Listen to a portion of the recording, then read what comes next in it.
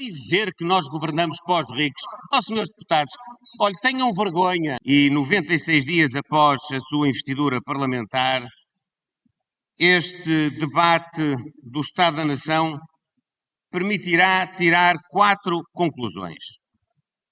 A primeira é que a nação está em transformação.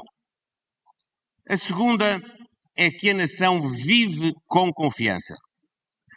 A terceira é que a nação tem e vai continuar a ter a execução de um programa de mudança.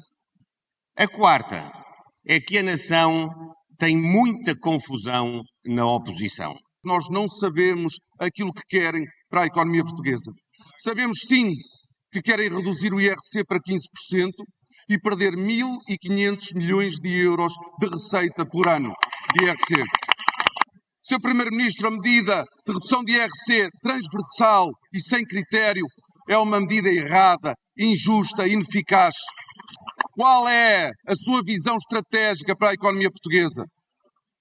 E queria lhe perguntar também se está disponível para repensar connosco, com o PS, a estratégia e a política para o IRC. Muito obrigado. Senhor deputado, nós temos toda a disponibilidade para discutir soluções estratégicas para Portugal. Se o senhor deputado tiver disponibilidade para olhar para o futuro com esta confiança no nosso tecido económico, vamos sentar-nos. Vamos sentar-nos, senhor. Se não tem confiança, não simule a disponibilidade. A direita não quer mais habitação, quer mais negócio, não quer mais saúde, quer mais negócio. E acha que se desenvolve a economia baixando o IRC sobre as grandes empresas. Senhores deputados, é um governo de ganância. É um governo que governa para a ganância e o Estado da Nação é só o trailer do que vai acontecer no orçamento do Estado. Eis o Estado da Nação. Os donos de Portugal que esfregam as mãos à espera do orçamento do Estado a contar milhões. Os milhões do IRC, do trabalho barato, dos contratos de negócio da saúde, da especulação imobiliária, sem que ninguém lhes exija 1 cêntimo a mais em salários. Para as populações, para a juventude, para os reformados, para os pequenos empresários e agricultores, para os utentes do Serviço Nacional de Saúde, há sempre justificações, medidas pontuais, cenários macro, contas certas e nem mais 1 cêntimo. Para a minoria, sobram as oportunidades de negócio, os apoios e todos os milhões que forem necessários. A questão não é a falta de recursos, como o Sr. Primeiro-Ministro sabe, tão bem como eu, mas sim a opção se toma e ao serviço de quem se toma. E como afirmou o Sr. Primeiro-Ministro, palavra dada é palavra honrada, e aí está a medida das medidas, a descida do IRC.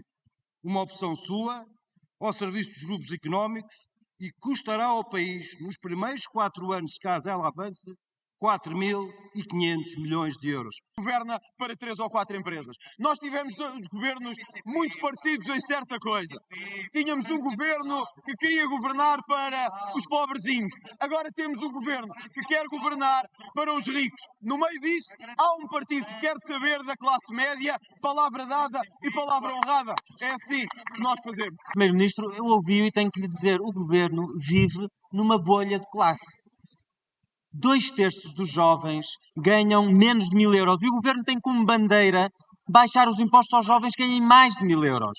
As medidas do governo para o IRS jovem, para quem ganha o salário mínimo, valem 0. Começo por esta última questão que foi de resto tocada em várias intervenções, de que este governo governa para os ricos. Há uma grande confusão em quem diz isso. Este governo não governa para os ricos, governa para a criação de riqueza. São 2 coisas completamente diferentes. Os senhores querem falar em governar para ricos, em vez de falarem em governar para acabar com os pobres, senhores deputados. Tenham tento, julguem pelo menos a bondade das nossas ideias. Até podem concluir que elas podem não atingir os resultados que nós queremos. Agora, dizer que nós governamos para os ricos, senhores deputados, olha, tenham vergonha. Não, o Sr. Primeiro-Ministro acredita na fezada de que uma redução de 1.500 milhões de euros no IRC vai ter o efeito virtuoso de colocar as empresas a pagar ainda mais. O plano para a habitação mais uma vez, a meio caminho. Porquê? Porque as medidas que trouxeram são medidas do lado da procura. E as medidas do lado da oferta, Sr. Primeiro-Ministro. E o IVA da construção a 6%, que muitas vezes é o fator que decide se um plano de investimento vale a pena ou não para trazer mais casas. Meio caminho. Sim, os senhores estão a dar passos para os jovens. Sim, os senhores estão a dizer aos não residentes qualificados que afinal podem continuar a vir para Portugal porque têm um regime favorável. Mas há muita gente que não está a ser contemplada com a descida de impostos que deveria ter. Senhor Primeiro-Ministro, a laranja de manhã é ouro, à tarde é prata e à noite, como bem sabemos, mata. E aquilo que era importante e que o Senhor Primeiro-Ministro não falou é precisamente da fruta que anda a servir fora de tempo. É que não nos podemos esquecer que há retrocessos que têm sido promovidos pela mão deste Governo nos seus primeiros dias de governação e há matérias que sistematicamente tem ignorado. Que mal é que os animais lhe fizeram para que sistematicamente coloque na gaveta os fundos que estão desde o início do ano para ser executados, os 13 milhões de euros que já deveriam estar a chegar às famílias que têm animais? Dizer-lhe muito sucintamente que não, o Governo não abandonou a causa animal e não tem nenhuma intenção de fazer nenhum retrocesso. O Sr. Primeiro-Ministro diz que o país tem confiança. O país teria confiança se tivesse um Primeiro-Ministro que soubesse dizer que num mundo confuso e caótico que os portugueses conhecem, porque, Sr. Primeiro-Ministro, os portugueses não vivem na bolha dos políticos portugueses.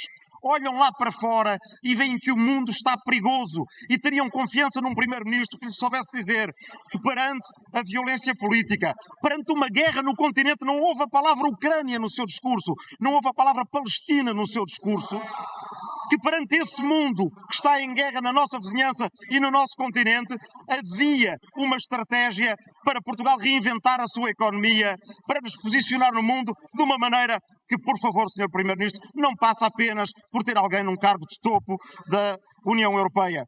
Os portugueses querem que o governo PSD-CDS continue a governar e a governar bem como governou nestes primeiros 100 dias. E os portugueses exigem às oposições responsabilidade política e maturidade democrática. É praticamente impossível o PS viabilizar um orçamento que seja uma tradução exclusiva de um programa de governo que não tem o nosso apoio. O PS não quer impor o seu programa ao governo, mas também não pode aderir a um orçamento que não reflita as suas preocupações.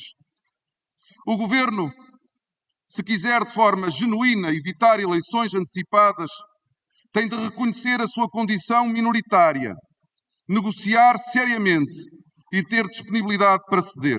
O PS aguarda a iniciativa do Governo e as suas sugestões para ultrapassar um eventual impasse orçamental.